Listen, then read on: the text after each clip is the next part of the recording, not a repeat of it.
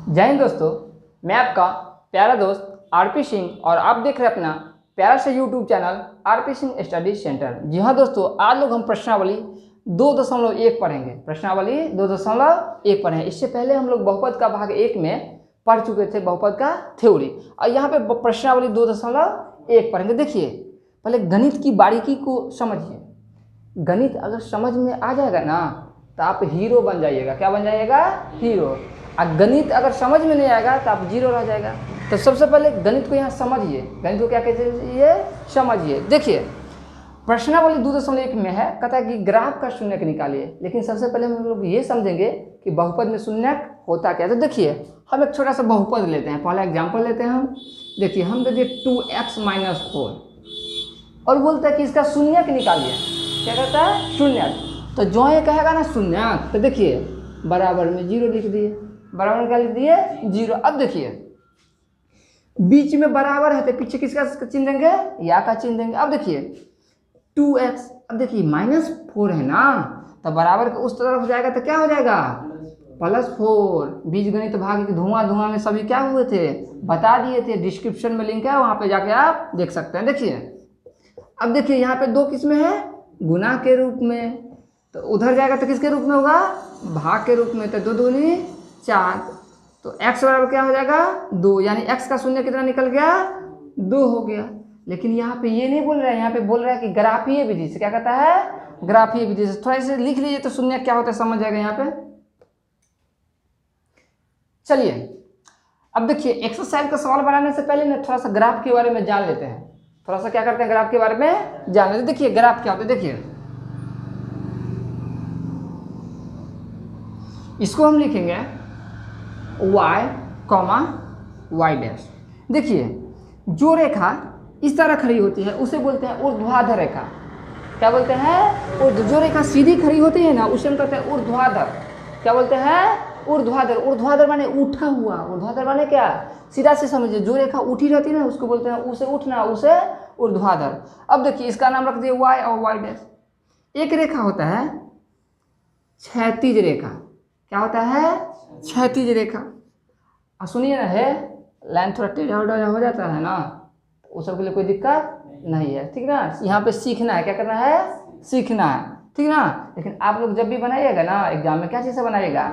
पटरी से और पेंसिल से, ठीक ना। अब देखिए, हम जो पेंसिल से लिखेंगे तो होगा इस पर नहीं ना, मजाक हो जाएगा। तो देखिए इधर, अब देखिए, जो उसको बोलते हैं ऊर्ध्वाधर, इसको बोलते हैं क्षैतिज रेखा, माने सोई हुई रेखा। इसको क्या बोलते हैं? क्षैतिज रेखा। तो देखिए, क्षैतिज रेखा क्या होता है?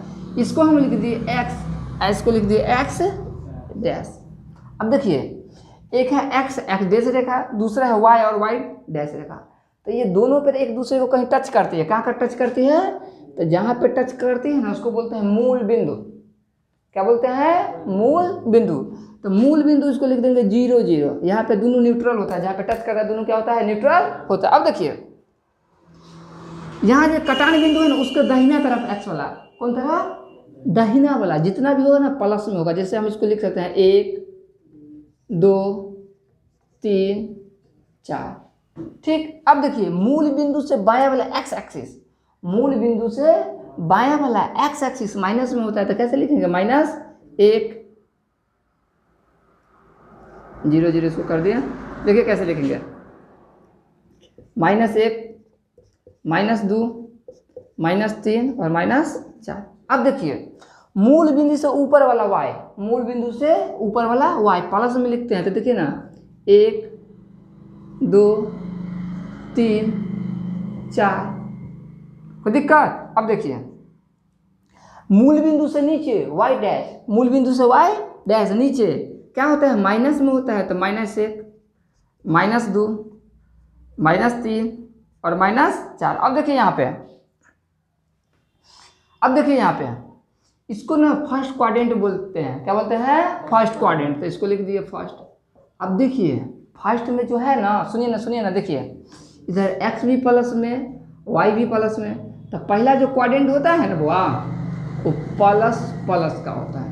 ये सब और डिटेल में पढ़ेंगे। कहाँ? ग्राफ में, 2 चर वाले रैखिक समीकरण में, आज 7.1 में रसायन ज्यामिति में, ये सब डिटेल में पढ़ेंगे। यहाँ पे थोड़ा सा आपको बता देते हैं, चैप्टर में थोड़ा सा क्या करते हैं? जानकारी देते हैं।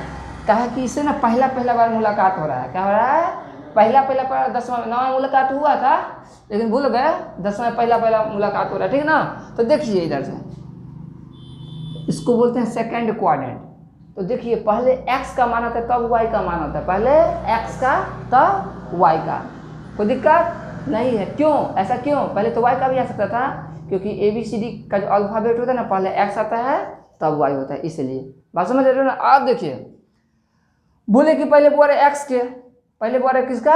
x का। तो देखो x में कथी है बोरे? माइनस का चिन्ह है ना, तो लिख दिए सेकंड क्वाड्रेंट में माइनस। उसके बाद y का, तो y में कथी है बोरे? प्लस का चिन्ह। तीसरा क्वाड्रेंट देखो, देखिए इसमें x भी माइनस में, इसमें y भी माइनस में, तो तीसरा क्या लिखेंगे? Minus comma minus. अब देखिए चौथा क्वाड्रेंट, देखिए चौथा क्वाड्रेंट में देखेंगे x कथी में है बोरे? प्लस में, और y कथी में है बोरे? माइनस में। कोई दिक्कत? बात समझ गए? एक बार फिर देखिए, देखिए जो फर्स्ट क्वाड्रेंट होगा उसका चिन्ह होता है प्लस प्लस, x भी प्लस में रहेगा और y भी। यहाँ पे ये भी बात समझ लीजिए, पहला जो रहेगा ना x का वैल्यू रहेगा, दूसरा का रहेगा y का वैल्यू। तो पहला जो क्वाड्रेंट है उसमें x भी प्लस होगा, y भी प्लस होगा। सेकंड क्वाड्रेंट में देखिए x माइनस में होगा, y किस में होगा? प्लस में होगा। बात समझ रहे हैं ना? समझ में आ रहा है ना? अब देखिए तीसरा जो क्वाड्रेंट होगा ना, इसमें दोनों माइनस में होगा, दोनों के दोनों बदमाश है, दोनों के दोनों क्या है? बदमाश है। अपना लोग शरीफ आदमी, कैसे आदमी? शरीफ आदमी, ठीक ना। आगे देखो चौथा क्वाड्रेंट है, तो चौथा में क्या होगा? x होगा, ठीक ना, प्लस में, और y किस में होगा? माइनस में। चलिए इसे पहले लिख लीजिए, तो इसको समझ लीजिए, इसको लिख लीजिए, लिख लीजिए। तो चलिए अब हम लोग प्रश्नावली 2.1 का पहला क्वेश्चन में आते हैं। 6 क्वेश्चन इसमें 6 स्थिति दिया हुआ है, तो पहला क्वेश्चन में तो देखिए क्या कहता है क्वेश्चन, क्या कहता है? किसी बहुपद px के लिए, यानी एक बहुपद दिया है उसका नाम दिया px के लिए, y बराबर px का ग्राफ नीचे आकृति 2.10 में दिया हुआ है, 2.10 में दिया हुआ है। तो पहले हम आकृति बना लेते हैं। क्या बनाते हैं? आकृति। सुनिए ना, अभी जस्ट ना सिखाए हैं, क्या सिखाए हैं? अभी सिखाए हैं। इसको क्या बोलते हैं? y, इसको बोलते हैं y डैश, इसको बोलते हैं x, और इसको बोलते हैं x डैश। अब देखिए पहला जो सवाल है यही कंडीशन है, पहला सवाल का क्या है? यही कंडीशन है। तो देखिए कह रहा है कि किसी बहुपद px के लिए y px का ग्राफ नीचे आकृति 2.10 में दिया हो, ये है आकृति। ये क्या है? आकृति। वो नाम नहीं है, क्या है? नाम नहीं है, आकृति मतलब फोटो होता है। क्या होता है? फोटो। तो ये फोटो क्या है? 2.10 तो देखिए प्रत्येक स्थिति में px के शून्यकों की संख्या। अब देखिए ये जो ग्राफ दे दिया है ना, कहते हैं x की शून्यक। तो देखिए ये जो ग्राफ x एक्सिस को टच करेगा तभी हम x का शून्यक निकालेंगे। गणित को समझिए, क्या करना है यहाँ पे? गणित को समझना है। समझ गए तो खिलाड़ी, और गणित को नहीं समझे तो अनारी। अब बिहार के हो ना, तो गणित क्या है? यहाँ हलवा लगेगा। गणित क्या लगेगा? हलवा। देखो आराम से देखो, तो देखिए फिर से समझिए, ये जो x एक्सिस को, ये जो तेसर का ग्राफ आ गया ना, वो जितना बार टच करेगा उतना शून्यकों की संख्या होगा। क्या कि यहाँ पे कह रहा है देखिए यहाँ पे px के शून्यकों की संख्या किसका कहता रहा है? px को। तो देखेंगे कि x को कितना बार टच कर रहा है, तो सुनो ना, x को एको बार नहीं टच कर रहा है, एको बार नहीं छू रहा है। क्या नहीं छू रहा है? एक बार में। तो यहाँ लिख देंगे, यहाँ पे लिख देंगे शून्यकों की संख्या बराबर 0। क्या लिख देंगे? 0। चलिए लिख लीजिए तो पहला स्थिति। चलिए देखते देखते हम लोग दूसरा सवाल में आ गए। किसने कौन सवाल में आ गए? दूसरा। तो देखिए सबसे पहले ग्राफ बनाएंगे, लिख दिए y और लिख दिए y डैश। इधर क्या होगा? दाहिना तरफ में x। अब देखिए बायां तरफ वाला क्या होगा? x dash. अब देखिए कंडीशन क्या है?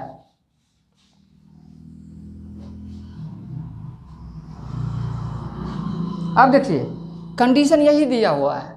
कंडीशन क्या है? यही। अब कहता है इसमें कि x के शून्य को तब बोल दिए थे, क्या बोल दिए थे कि x अक्ष को जितना बार टच करेगा ना उतना शून्य को की संख्या। तो देखिए तो यहाँ पे तो एक बार टच किया लेकिन y एक्सिस को टच किया, तो कह रहा है x को, तो x से पहले ध्यान देंगे।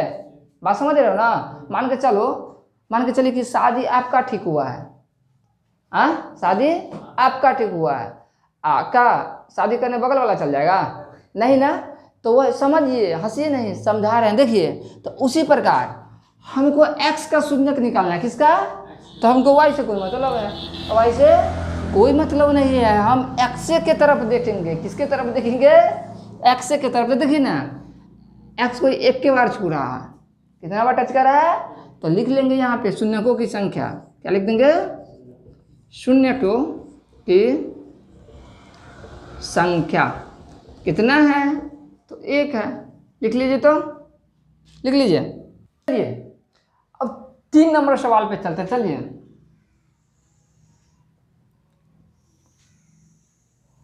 इसको लिख देंगे y, इसको लिख देंगे y डैश। देखिए यहाँ पे तीर इसलिए देते हैं, इसका मतलब इसे आगे भी ले जा सकते हैं, इसे आगे भी ले जा सकते हैं। ये हो गया x, ये हो गया x डैश। देखिए तीसरा कंडीशन है,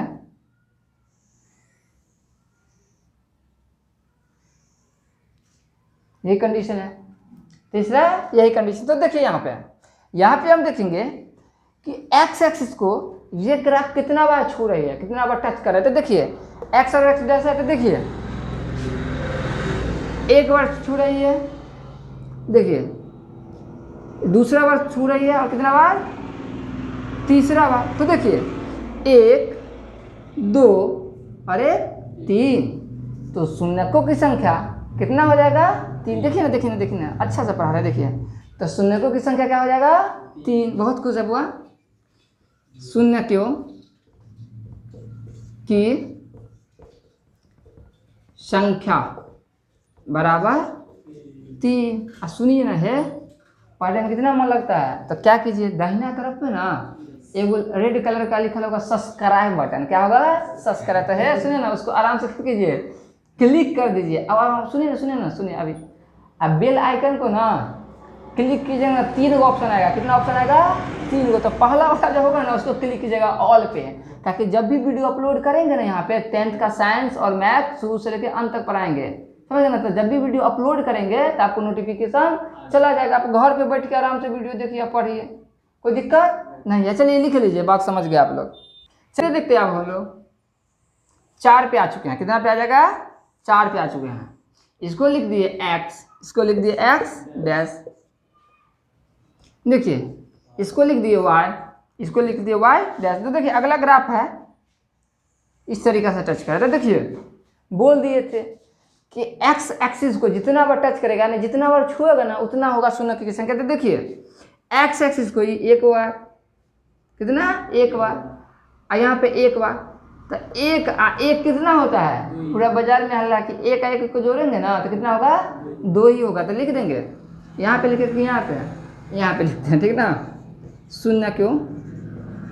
शून्यकों की संख्या कितना लिखेंगे? 2। लिख लीजिए, तो लिख लीजिए। अब देखते देखते 5 नंबर सवाल पे आ गए। इसमें 6 को सवाल है, कितना है? 6। यहाँ 5वां पे है। तो देखिए इसमें देखेंगे x एक्सिस को कितना बार टच करते। देखिए 1 2 3 1 4।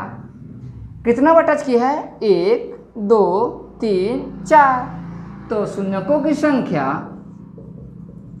शून्यकों की संख्या बराबर 4। तो दिक्कत लिख लीजिए। चलिए प्रश्नावली 201 देखते देखते हंसी मजाक में ही खत्म हो गया। क्या हो गया? हंसी मजाक में ही। तो लास्ट सवाल है, 6 को सवाल था, 5 को बता दिया, 6ठा नंबर में लगा। 6ठा कहता है हमरो, 6ठा कहता है कोई। रुक जाओ, लास्ट सवाल कहीं आराम से बनाएंगे। क्या देखिए इस सवाल में थोड़ा बारीकी से देखेंगे। क्या देखेंगे?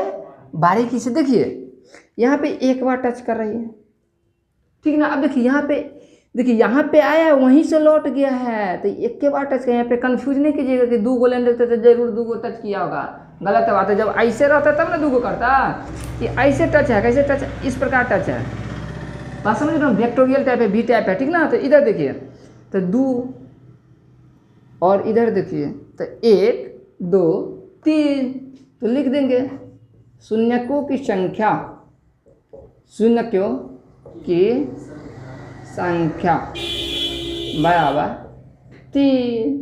कोई दिक्कत, लिख लीजिए था। चलिए प्रश्नावली 2.2 की तरफ चलते हैं, लेकिन 2.2 में आज हम सवाल नहीं बना रहे हैं, सिर्फ ये बता रहे हैं कि 2.2 का थ्योरी यहाँ पे मुख्य बात है कि 2.2 में पढ़ने से पहले हमको इन चीज़ों के बारे में पता होना चाहिए। जब तक हम पहले ही बता देते, मैथ बारीकी का चीज़ है, क्या है बारीकी। अब बारीकी समझ जाएगा ना, मैथ 0 हो जाएगा, मैथ क्या हो जाएगा 0, आप बन जाएगा मैथ के हीरो। बात समझ रहे हैं ना। तो देखिए, नहीं जो समझिएगा तो उल्टा हो जाएगा, मैथ रहेगा हीरो, आप रहेगा 0। तो देखिए सबसे पहले हम एक क्या लेते हैं, देखिए द्विघात जो बहुपद होता है ना, पहले उसको देखना है। द्विघात बहुपद, द्विघात बहुपद, बहुपद भाग 1 में बहुत अच्छा तरीका से बता दिए थे कि जिसका घात 2 होता है उसे द्विघात बहुपद कहते हैं। तो देखिए जो द्विघात बहुपद का सामान्य रूप होता है, क्या होता है सामान्य रूप। सामान्य रूप जानते हैं ना, जो नॉर्मल होता है बिना पार्लर वाला, बिना पार्लर वाला। तो देखिए सामान्य रूप जो होता है वो होता है ax²। हंस रहे हो, बात समझ गए क्या। अच्छा ax² plus bx plus c बराबर 0। यहाँ पे एक पॉइंट है कि जहाँ a = नॉट 0, अगर a का मान 0 हो जाएगा तो द्विघात बहुपद होगा ही नहीं। कैसे नहीं होगा कि a 0 रख देंगे तो x² को 0 से गुना कर देंगे, तो गुणनफल कते हो जाएगा 0, तो द्विघात बहुपद से एक घात वाला बहुपद बन जाएगा। बात समझ रहे ना। अब देखिए हमको यहाँ पे समझना है कि द्विघात बहुपद की मुख्य बात है। तो देखिए पहला बात ये समझ आए कि द्विघात बहुपद का जो सामान्य रूप होता है वह ax² plus bx plus c बराबर 0, जहाँ पे a = नॉट 0 होना चाहिए। जब इस फॉर्म में होगा तो द्विघात बहुपद होगा, इस फॉर्म में नहीं रहेगा तो द्विघात बहुपद नहीं होगा। समझ गए, कोई दिक्कत नहीं। चलिए आगे चलते हैं। देखिए हम इसको समझने के लिए एक सवाल लेते हैं। हम ले लिए 2x² और -4x प्लस 4, प्लस क्या ले लिए 4। अब देखिए, अब बराबर लिख लिए 0, बराबर लिख दिए 0, इसको क्वेश्चन बना दिए। तो देखिए ये भी उसके फॉर्म में है, ये उसके फॉर्म में। देखिए ax² plus bx plus c बराबर 0 है। देखिए ना, लिखिए देते हैं ax² plus bx plus c बराबर 0। तो देखिए x² के सामने तो x² वाला है, कहाँ चलना तो उसका जो, a के सामने में 2 हो गया।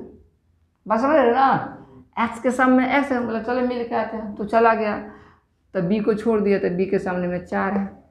बस समझ रहे ना। और c शरीफ आदमी, इसके अगल बगल में कोई नहीं, एक लौता है, तो c के सामने में क्या है 4 है, c के सामने में है 4 है। तो देखो हम इसको क्या करते हैं, पहले गुणनखंड विधि से बनाना देते हैं। किससे बनाते हैं, गुणनखंड। तो देखिए बता दिए थे, सॉरी यहाँ पे 2 लिखाएगा, यहाँ पे क्या लिखाएगा 2 लिखाएगा, ठीक है। आगे देखिए बता दिए थे गुणनखंड भाग 2 में कि जो दोनों काट वाला होता है ना, जो दोनों काट वाला होता है ना, वही क्या होता है बीच वाला होता है। देखिए तो लिखेंगे 2x² -2x और प्लस 2 बराबर लिख दिए 0। अब देखिए ये दोनों में क्या कॉमन है, तो 2x कॉमन है, तो x - 1।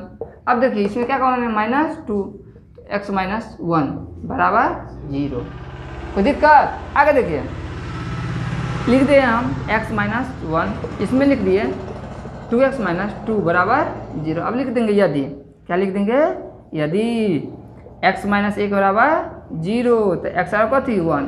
तो देखिए एक जो शून्य का निकल गया ना, यही बात को समझाने के लिए इतना चल रहे थे। तो पहला जो शून्य का निकल गया ना, उसका मान रखेंगे, उसका नाम रखेंगे अल्फा। क्या रख देंगे अल्फा, तो अल्फा बराबर 1। बस समझ रहे हो। दूसरा देखिए 2x - 2 बराबर 0, तो 2x बराबर 2 यानी x बराबर 2/2। तो देखिए x बराबर 2/2 यानी कट के क्या हो गया, 1 1 हो गया, x क्या हो गया 1। तो दूसरा जो मान होता है ना उसका नाम रखेंगे बीटा। क्या रखेंगे, बीटा। तो ये भी 1 हो गया, ठीक ना। अब देखिए हमको ये चीज़ सीखना था कि अल्फा प्लस बीटा बराबर क्या होता है। अल्फा प्लस तो फार्मूला होता है अल्फा प्लस बीटा, इसको बोलते हैं। दो मूल होता है गुणनखंड का, 1 और 2। द्विघात है ना तो 2 ही मूल होगा। बात समझिए, क्या कहता है, द्विघात यानी 2 घात, तो मूल भी कितना होगा 2। बात समझे ना, इन्हें समझना कि हम 2 हमारे 2, वो नहीं। देखो द्विघात है, क्या बोले, द्विघात है, तो 2 को घात, तो मूल भी क्या होगा 2 होगा। एगो का अल्फा एगो का बीटा। आगे देखो, तो अल्फा प्लस बीटा बराबर लिखेंगे, फार्मूला होता है -b/a। इसको हिंदी में ऐसे लिख सकते हैं, मूलों का योगफल। क्या लिख सकते हैं, मूलों का, लिख दे, समझ गया होगा क्या लिखे, लिख दे नहीं। अब देखिए दूसरा होता है अल्फा गुने बीटा। इसका मतलब हुआ एक मूल अल्फा दूसरा मूल बीटा, तो मूलों का गुणनफल, तो c/a, c/a। कोई दिक्कत, चलिए इसे लिख लीजिए, तो इतना इसे लिख लीजिए।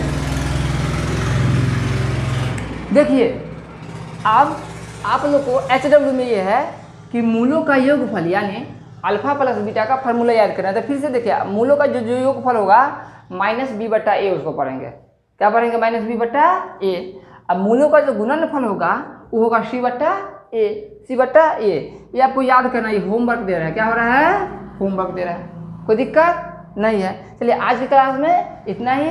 नेक्स्ट क्लास नेक्स्ट वीडियो में, तब तक क्या कीजिए, अपना ध्यान रखिए, मुस्कुराते रहिए और हमेशा खुश रहिए। जय हिंद।